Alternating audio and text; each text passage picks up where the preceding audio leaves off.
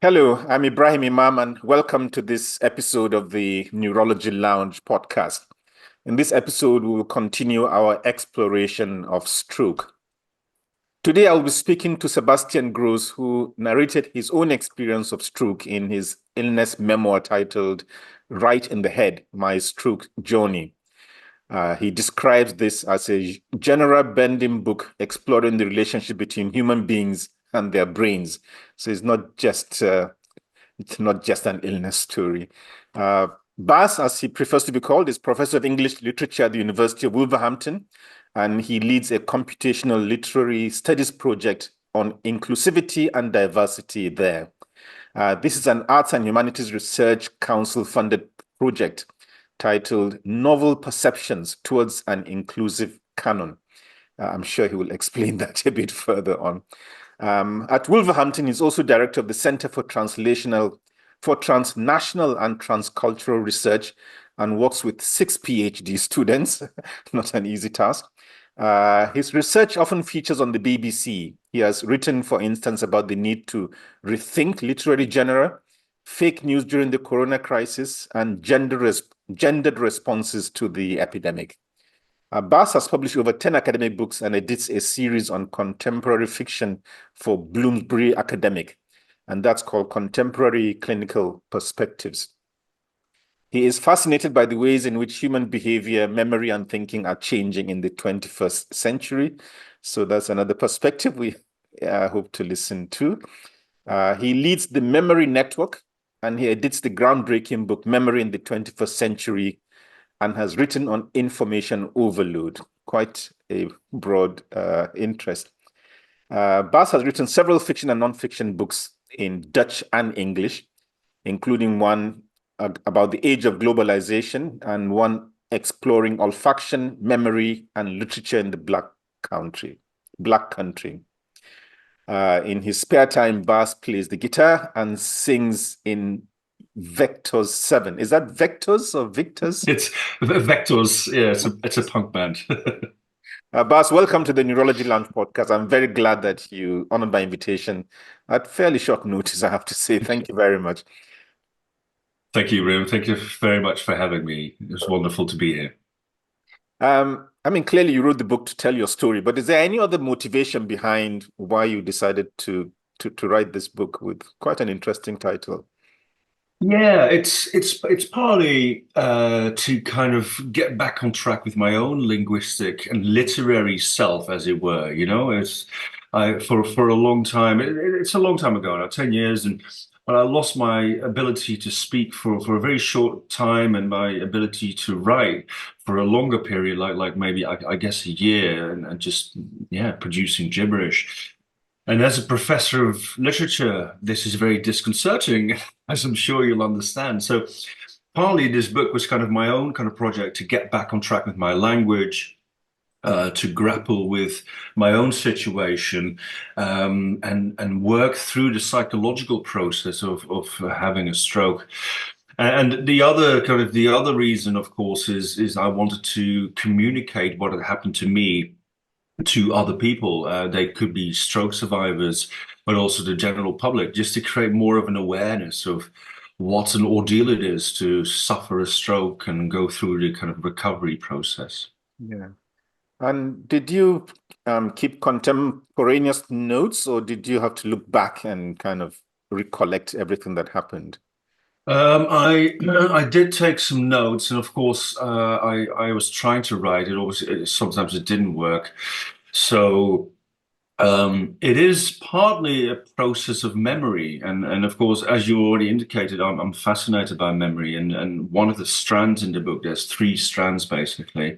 One of the kind of strands that is important in the book is the role of memory in human identity. So much of our kind of current makeup, how we think, how we predict, how we operate, and is kind of based on our kind of memorial selves, on how we memorize ourselves and how memory functions. So in that sense, that fitted right in there. It was also going back, yeah, to a younger self that I felt had been lost, because a post-stroke self is often quite different from a pre-stroke self. So it was that kind of balance, to understand the role of memory in the process of stroke as well. Okay. Um, Clearly, I mean, you mentioned the fact that the stroke started with problems expressing yourself, not with the kind of disastrous, catastrophic onset that most people would kind of panic. Sure, sure. And you talked about frustration and anger, being unable to communicate with Jose, your wife. But didn't that speech difficulty raise any alarm bells for you at the time? Yeah, I think that's right. And uh, what the book is trying to kind of convey is this sense of confusion. Because before the diagnosis, before you really understand what is wrong, you understand, I know, unconsciously or non-consciously that something is really, really wrong with you, but you can't put your finger on the exact reason. And so that's one line that I'm trying to kind of express in the book is this sense of confusion.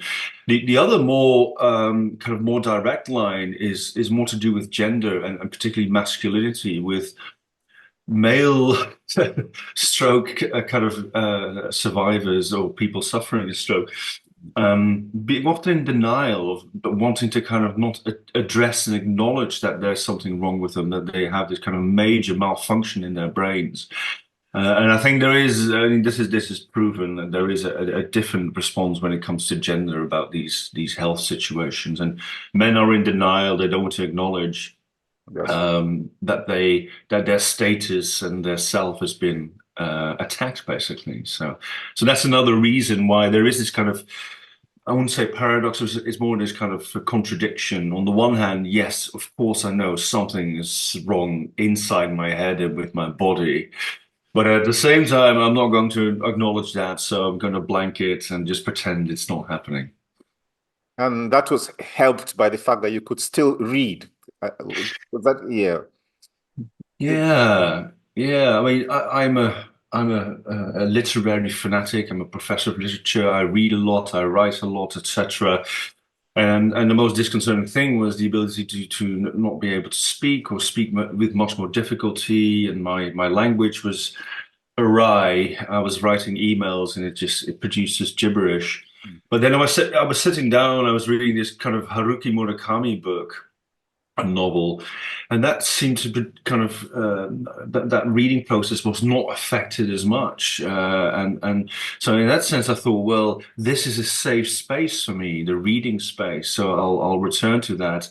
And that provided a sense of comfort, and that's partly what the book is also about. The importance of finding these safe spaces, these safe havens where you can reconnect and find some kind of yeah, what should we say, a sense of solace, shall we say. And then you talked about your gestures failing. What were you were you finding it difficult to communicate even with gestures at the time, or? Well, this is really at the start in the morning when I woke up and I had a huge headache and I was in the shower and I was trying to speak to my wife. She was going to go to the village and buy some bread from the local bakery, and I was loose change in my wallet. We still had wallets then. Like a while ago. And I was trying to point or just to say, my wallet is on the table. But I couldn't because I had aphasia at that moment. It's quite severe. And then I was also very, very tired, and my whole body felt like drained of energy. And I tried to point, but that didn't work either. So I was kind of like this total locked-in syndrome that I was kind of experiencing, which was very, very difficult at that time. So it wasn't just my verbal abilities, but also my physical bodily abilities to communicate that were impaired at that moment. That was kind of that specific the moment of crisis. There's quite a lot going on at the time. Uh, Hmm. for about an hour, you walked around, you said absent-mindedly, trying to put your finger on what is happening. Was your judgment also impaired, do you think, apart from just? Yeah, I think that question is spot on, actually. And it kind of goes back to maybe what I was saying earlier. So clearly there was evidence that something was wrong with my linguistic production, you know. I could see the sentences in my head, but I couldn't produce them. My fingers would not type what I wanted them to type, shall we say, right? And so there was clear evidence that something was really, really wrong with me. But at the same time, I was kind of still pondering what could it be? What could it be? And I think, Ibrahim, what was happening, I was kind of, again, being in denial. I was circumventing, trying to kind of get to the reason of what was wrong. Because as long as it wasn't diagnosed, it wasn't happening, or there's this chance that it could just go away and everything would be fine. Mm. But Yeah, it turned out it wasn't the case. yeah. And then I would want you to explore some phenomena you mentioned. Apart from becoming restless, you said you noticed the world is out of kilter. Hmm. This was accompanied with this strong sensory awareness and a heightened attentiveness. Can you explore that? What? Well, one thing I remembered, and I remember taking, I had my video camera with me, and I recorded myself almost as kind of like autobiographical evidence, like um, yeah, like a documentary evidence, because I felt that my senses they were kind of not working as they were used to work in a way, and maybe not in a detrimental way, but also in a more heightened way. So to me, the light seemed different when I was outside. The sun shone a little bit brighter, etc. And so I'm still not sure what was going on. I mean, you are the expert expert here, but the sense that your senses were behaving more strangely at that particular point in time. That was something that was a phenomenon I remember clearly well, and I still have got this videotape somewhere. Of course, the videotape doesn't show anything. It just shows me trying to kind of speak and kind of explain. I can't really. Um, so, and at that moment, because you are aware that your sensory system is kind of acting strange. You become more self-absorbed, I think. You become more, I don't know, focused on your internal world and trying to understand what's going on. So therefore, it was a start of a process of becoming much more self-absorbed and introspective. Um, with the world dropping away, but that process took a longer time, the next 3 months, something like that. Where I was kind of becoming not self-obsessed. That's not the right word, but really kind of trying to figure out what was happening and how this impacted on my life. So it was starting kind of a process of an existential crisis, shall we say? It sounds a bit dramatic, but I think that's kind of how you can explain it. Yeah, it's not something that was talked about a lot in the books, but this emotional side of stroke, Mm. elaboration about feeling ecstatic actually when Mm. Mm.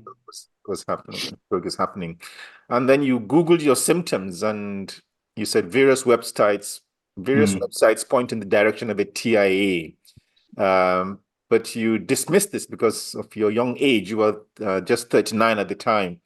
Um, but you went to hospital the next day anyway. What changed your mind? What happened between? Well, yeah, I mean, my wife and I, we kind of started Googling or looking at what it might be. And indeed, we thought, well, I'm too young. Well, I was 39 at that point in time, so probably not impossible. But I wasn't even very much aware of what a stroke was, you know? It's not something that was in my realm of experience. I hadn't seen anyone that had a stroke. I saw it all in films or maybe etc. But so again, I was pushing it away. You know, I didn't want to confront what might have happened to me. The next day, there were kind of three things happening. I was still very tired, and the sensory perception was still a bit odd. Again, with the kind of the weirdness of the light, for instance, and still my writing was impaired. The kind of writing an email, for instance. So, and I promised my wife if this persists, then we'll go to the hospital. And then she said, "Let's go." And then yeah, this is when we went to Albi Hospital in France. Okay, yeah, you were in France at the time, uh, Hmm. and you had a CT and MRI. and you were told you had a stroke. You said the diagnosis felt like a death sentence. It's how much of a shock was it that that was what the diagnosis was? Well, yeah, I guess there's two levels here. I guess the doctor starts to explain what a stroke is. Of course, I had an inkling of what it was, and I kind of understood it's a very serious event. You know, it's very, very serious, life-threatening, often leading to death. So, on a literal level, had been close to death, but because my language was so much impaired, this also had an implication for my job, for my livelihood. So there's two different levels at which I thought, well, this is not good, and I may have to make all sorts of adjustments and leave the career that I built for myself, etc. So it was taking place on two levels, shall we say? Um, and the stroke was in your left frontal lobe, which Mhm. kind of Yes. explains. Did you find that reassuring that you could correlate your symptoms, anatomy? Yeah, it's a double-edged sword, isn't it? So it's great to know what's wrong with you, what happened, and they showed the neurologist showed me also some pictures, etc. So again, we had evidence for what had happened. So that's good. So you know what's happened, but then there are the implications of where it happened, what that entails, particularly as a person who loves literature, who is a literary kind of professor. Why does it have to be on the left-hand side? Why can't it be on the right-hand side in my visual core or something, you know? So so it is a double-edged sword. So okay, there's clarity, you know what happened, but then the implication starts, etc. So yeah, that is something that I kind of talk about in my book as well. The diagnosis is a moment of relief, of clarity, but then also the dark clouds start to assemble and they start to drift into your life. You talked of that year being your annus horribilis, and you also talked Mm. about the surprise at the violence of life and life's unfairness. Mm.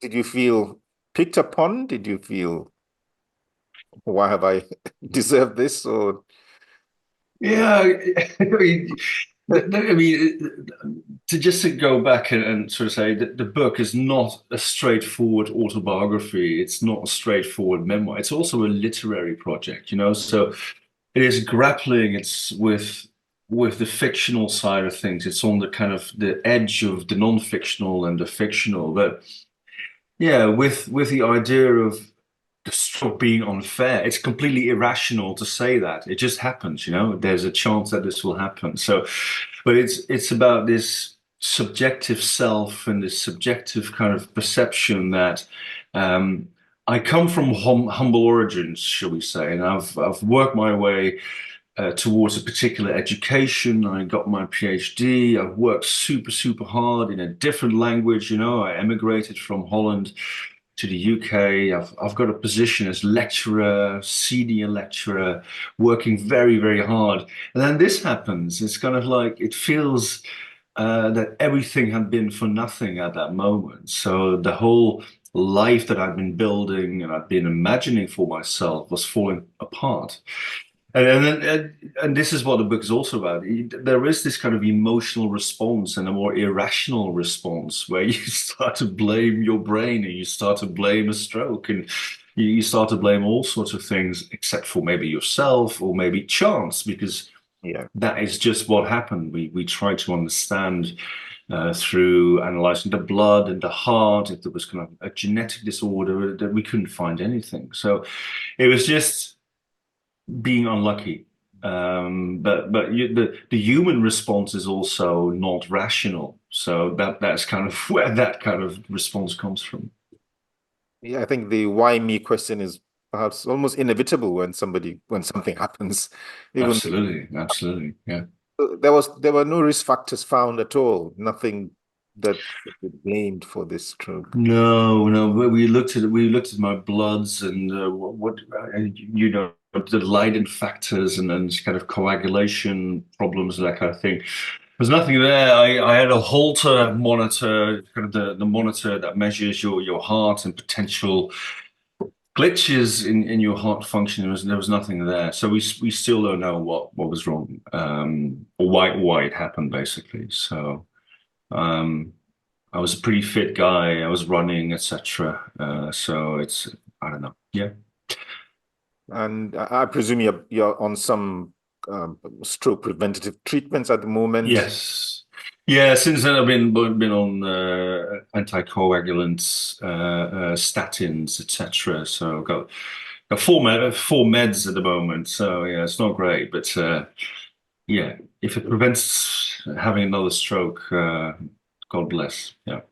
Do you still feel the shadow of a threatening stroke over you, or do you kind of I moved on since then? And I'm I not asking you about it. Yeah, I have moved on. I must say, I mean, in the first, I would say 3 years, I was quite sensitive.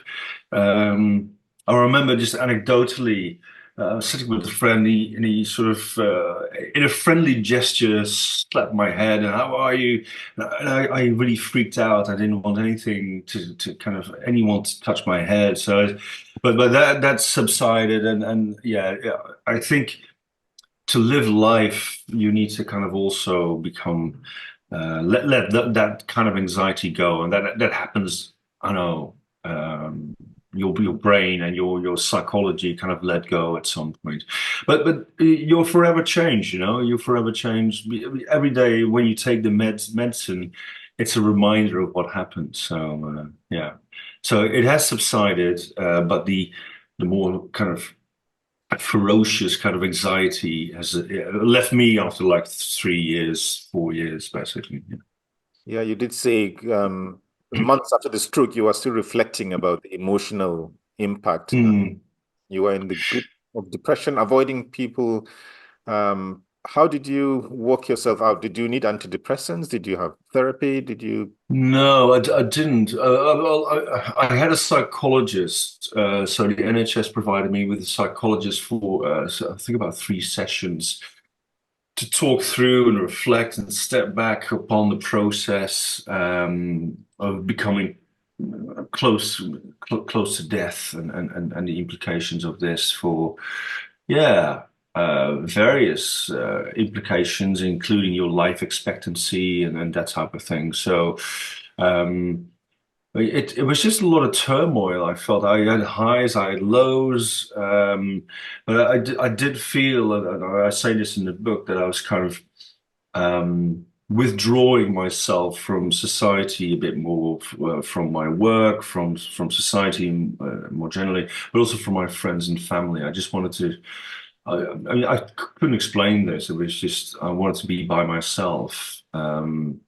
So yeah, it was very, very helpful to have the psychologist as an outside person to talk to, in this case, a guy about my predicament. So yeah.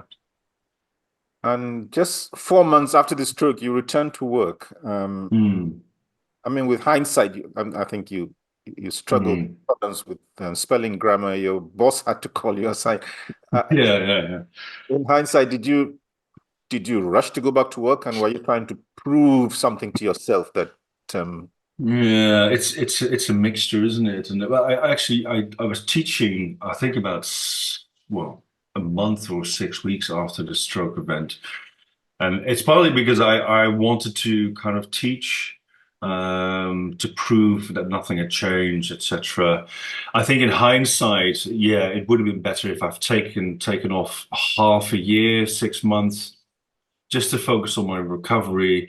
I would have invited many more kind of healthcare professionals to work with me to kind of optimize the recovery process, because that took a long time. I didn't see a speech and language therapist for a very long time. Um, and yeah, so I think if I had more help and more intense help at the start, also maybe some more work with a psychologist, I would have been back on track much better. So I think that's one of the core messages of the book as well. I think with the NHS and healthcare. services being under so much pressure. We need to have extra means to help people in the aftermath because as you know, the first year after a stroke is the most important. There's this window to get people on track.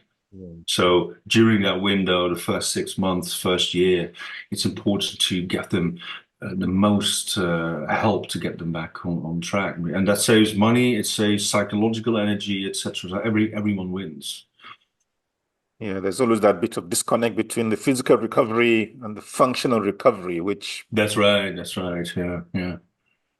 a theme you explored was the concepts of normality and disability and how prejudice kind of plays in there. To quote you, said, "For me, able-bodied people are the center of the world, and I felt ashamed at the thought of not belonging to normal people." Has your experience now altered your perception of people with disability? And do you think society has gotten it wrong by putting too much emphasis on normality? Absolutely. I mean, the book is very candid, you know. I'm being very honest about my own biases and my blind spots and my unconscious biases, and this is partly why I'm working on this on a project exploring unconscious biases. But with with disability in particular, I think the Human Rights Act is something that we can look at, and everyone needs to have the same experience on Earth in life. But this is really not the case because it's costly. There's all sorts of reasons. And I think this process has really opened my eyes to um, challenging those concepts of normality, of what is regular, what is central, etc. So it's kind of part of, for me, the book is part of a wider sense of emancipatory debate in terms of gender, sexuality, of race and ethnicity, and also kind of disability. So I think we've seen over the past decade a huge push for more inclusion and equality, which is extremely, extremely important. I think um, the disability agenda is also something that needs to be foregrounded even more. Yeah. It needs to be centralized across society with accessibility to buildings, to education, to everything. So it has altered my perspective. And I was kind of aware of this, you know, but then when you live the experience, you embody that kind of yeah, that state of being excluded, you know, of suddenly being out, being kind of ousted from your central position. So I think that's been a very important learning curve for me. And a good lesson for readers as well. Mm, Uh, absolutely. you talked about how much the stroke affected your relationships as well, your wife, friends, family. Um, how how did you walk through that? How were you aware that the stroke was affecting how you related to others, or what was happening with your relationship? Well, that's a good question, Ibrahim. I mean, yeah, I mean, because I went through this process of being more self-conscious, self-aware, I was also reflecting on the history of my relationships with my family, with my friends, with my loved ones. So that was important in the first place. I wasn't taking anything for granted, you know, and that led to a process of being much more mindful and caring towards other people. That's one of the big lessons of the book for me. Um, but what it also kind of showed, and this is something that many people who survive a stroke experience, is that the position you imagine for yourself in society or in your circle of friends is affected because the powerful, strong, or whatever person that you think you are is being impaired. So that requires an adjustment, and that also has an impact upon your relationship with your loved ones, with the power dynamic, with various other social and cultural dynamics. So I think that is something that I'm also addressing in the book. And this is often, I know, taking place on different levels. Other people experience it differently. But one of the things, I mean, in my own stroke research that I'm doing right now, you can often see this in marriages. You know, if the man who's the breadwinner and has a kind of a powerful position according to him has a stroke, suddenly the power balance is upset, and people need to kind of readjust their relationship. Very difficult, especially happening so. Mm, Um, Luckily with you, your deficits gradually receded, and I mean, from our conversation today, there's no kind of sign mm. of stroke, and you've gotten your personal and professional lives back on track.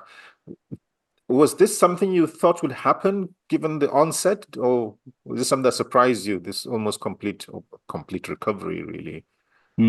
Well, I must say, I'm so grateful to have been making a complete recovery. I work with many stroke survivors, particularly in the Wolverhampton and the West Midlands Stroke Support Group.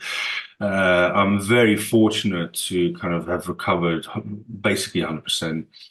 Um, well, I wasn't sure. I mean, that was the whole point. I wasn't sure whether what recovery I would be making, and this is why, of course, you want to go back to your 100% before the stroke. Yeah. But therefore, you're also frantic about the help you're going to get when it comes to kind of recovery, psychological help, physical help, and, help from neurologists, etc., just to create that kind of optimum recovery.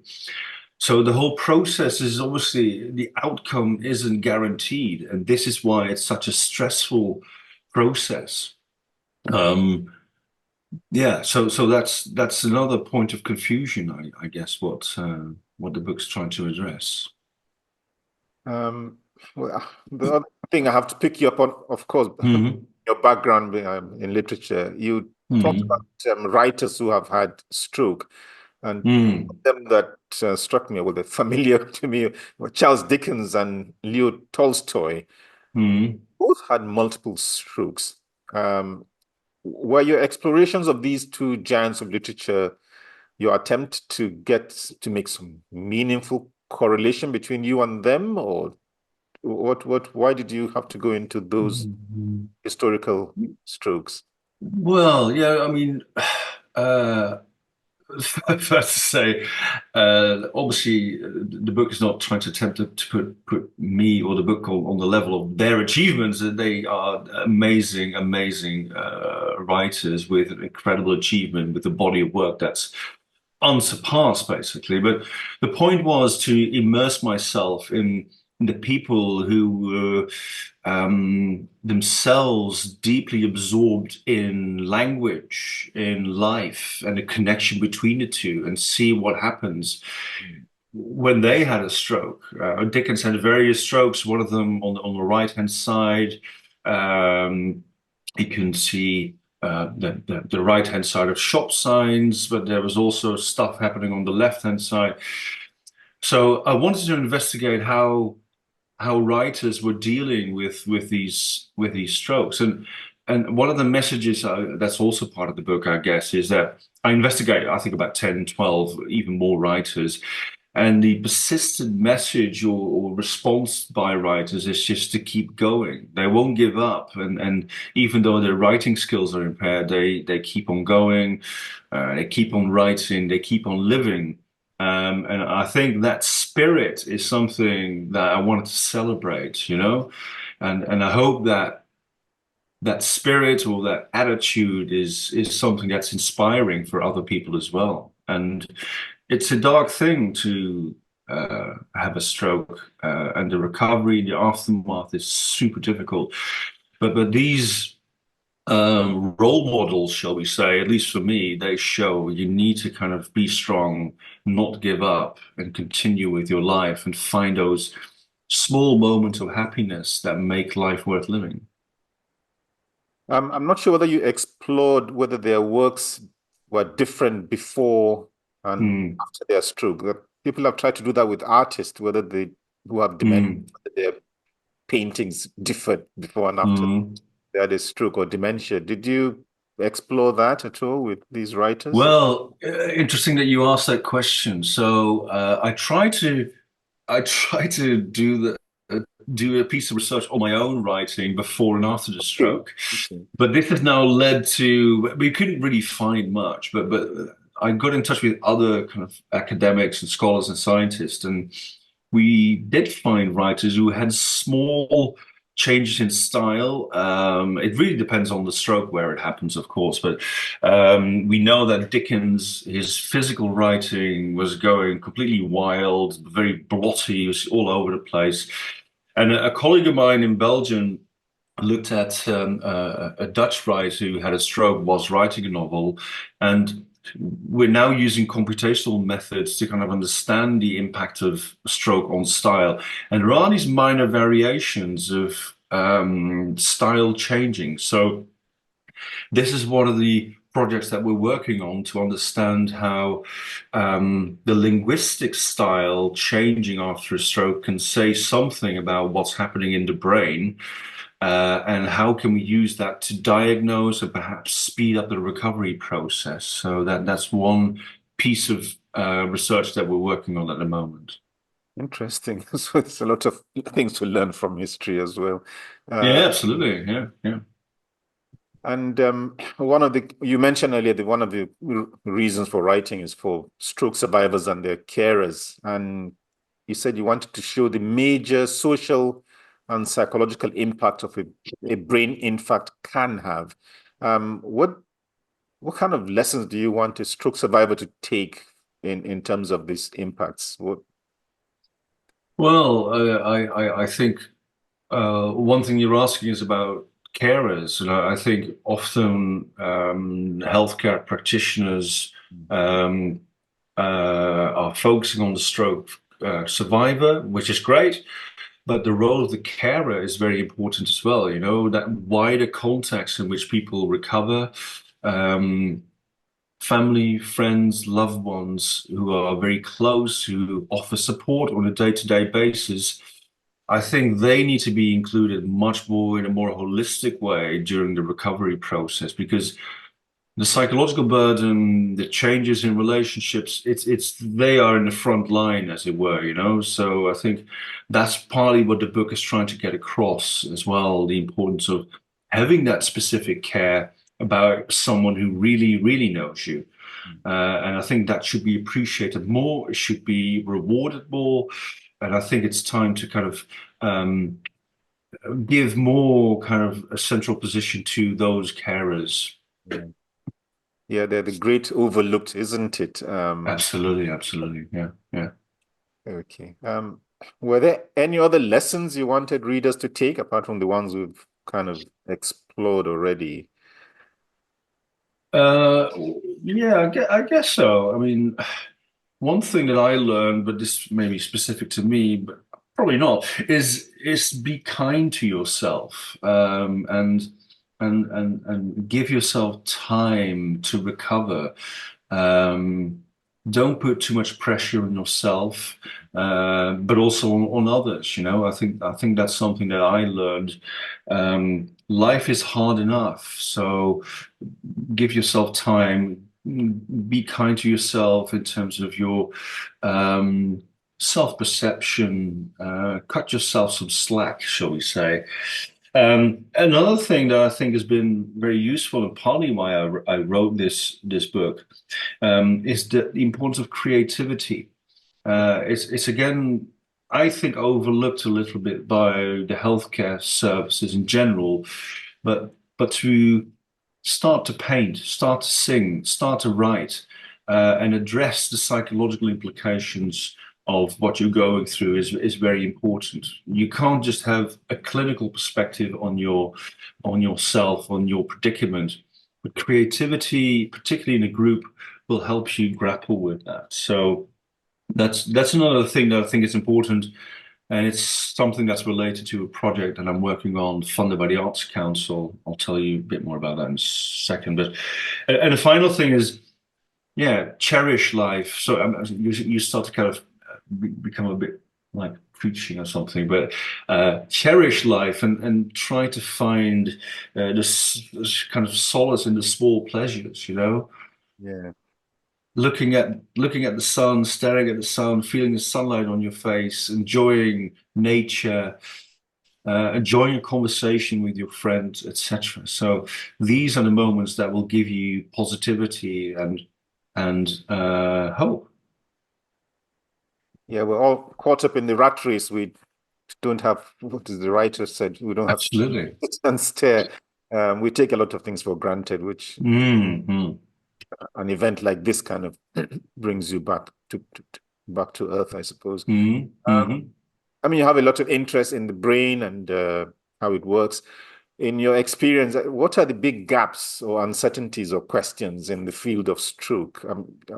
You've mentioned a few, obviously, lack of focusing on carers. Are there scientifically things you think we have Well, black holes? Ibrahim, it's this is the I think the most difficult question because we neuroscience is a relatively young discipline, and we know a lot about the brain, but still it's a big mystery, isn't it? It's something that is such a phenomenal machine that sort of lives inside our head. We don't really understand how it produces consciousness.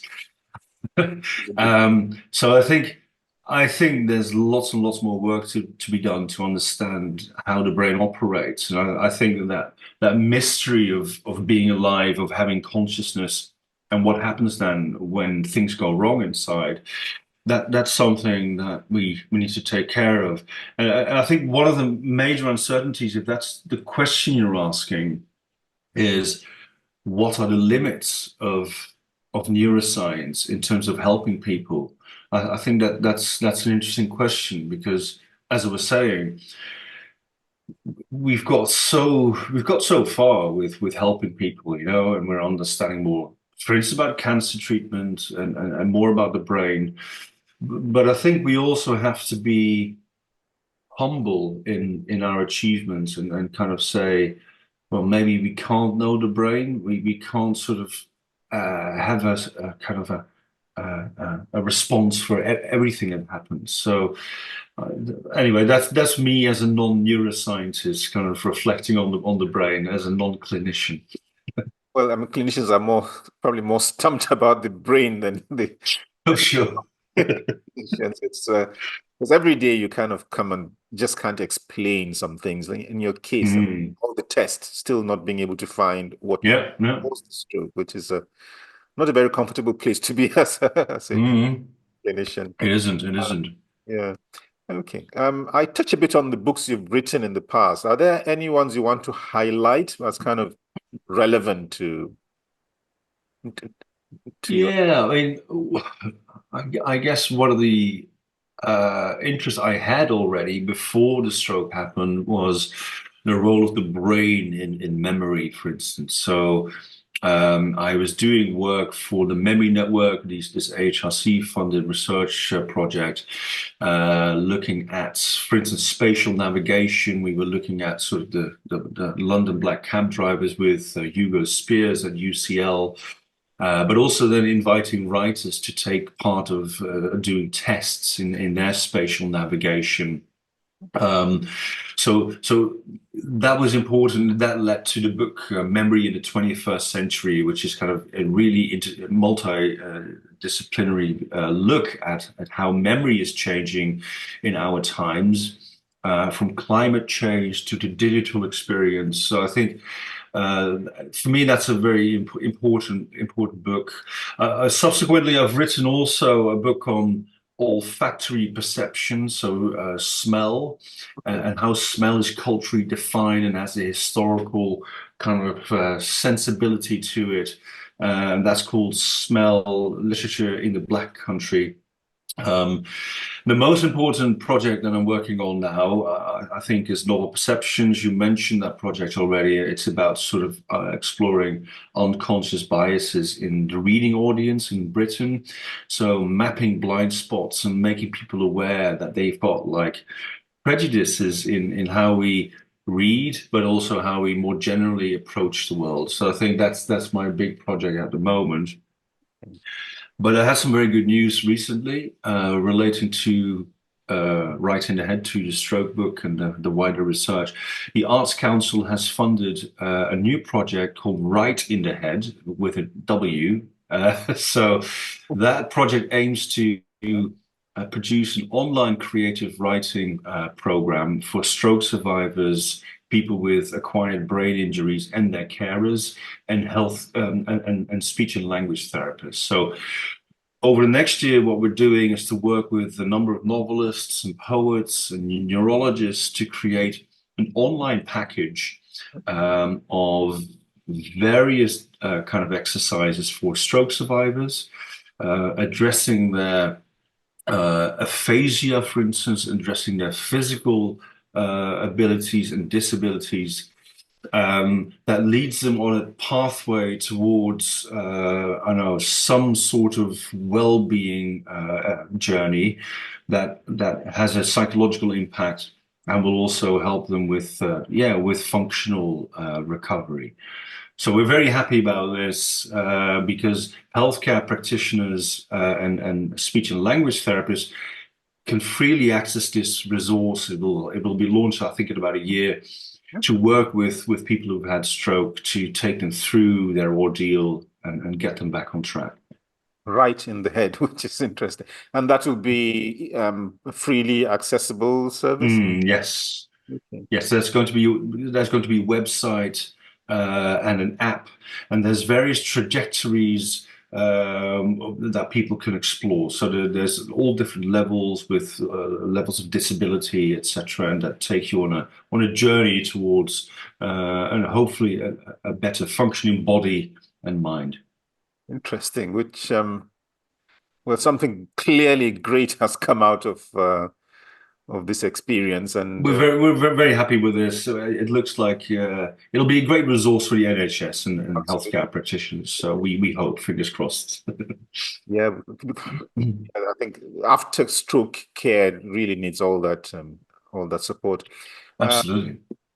okay, apart from your books, are there any other books you would kind of want to recommend to listeners about the brain, about stroke, anything like that? Yeah. So I mean, I think what my book is doing is trying to kind of merge neuroscience and literary science and linguistics. And what I think is maybe useful for healthcare practitioners is to maybe look at some fictional writing and creative writing. So one of the books that I think represents stroke very well and stroke recovery very well is John McGregor's Lean Fall Stand. It's a novel that was published in 2021, and it's about a academic or about a professor suffers a stroke, and there's this journey of recovery. Very, very well written, and gives the inside perspective of stroke experience. And also a poet, Denise Saul. She's written a book about her mother's aphasia after a stroke and her caring for her, called The Room Between Us.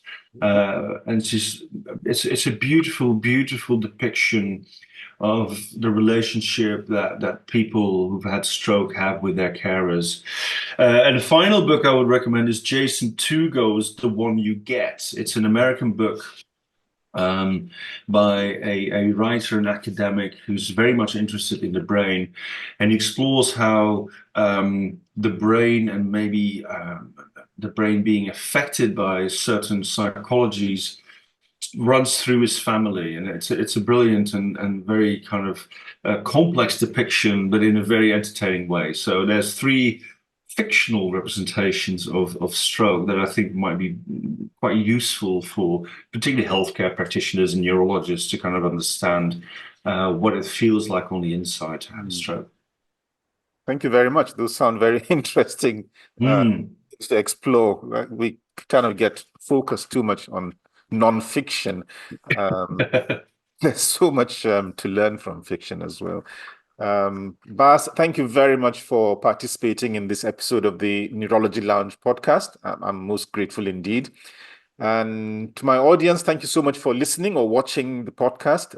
If you found it enlightening, make sure you read Bas's book. And after that, reach for my own book called Surfing the Brain. And if you want a bit more on the academic aspects of stroke or neurology, I have a website called Neuro Checklist. And to make sure you don't miss the next episode of the podcast, why not subscribe to the iTunes, YouTube, or Spotify channels? Make sure you leave a comment and make sure you like this podcast as well. Until the next episode, thank you very much for joining me. And Bas, I'm most grateful. Thank you for your time. Thank you, Ibrahim. Wonderful to be here.